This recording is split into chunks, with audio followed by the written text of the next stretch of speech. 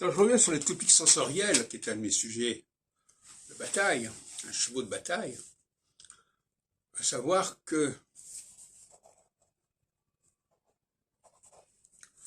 le ça sensoriel, c'est s'autoriser toutes sortes de libertés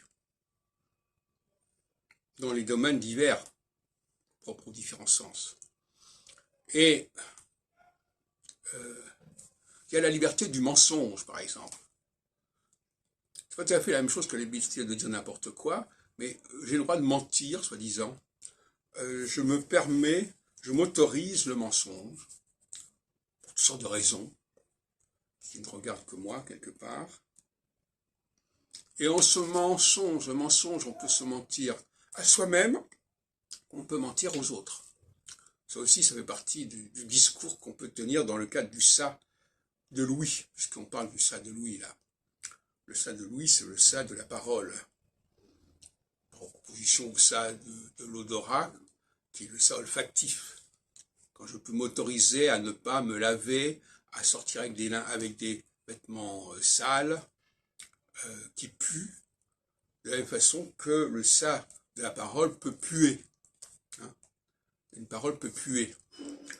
Elle peut puer, elle peut polluer, elle peut parasiter un groupe.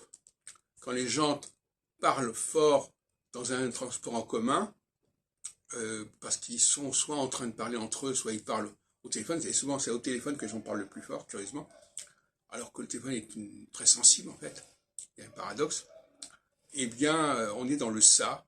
Je peux me permettre ça, ou je me fous de ce que les gens pensent, de ce que je dis, c'est ma liberté, je l'assume. Donc, dans le ça, les gens ont un sentiment, comment dirais-je, d'affirmation de soi.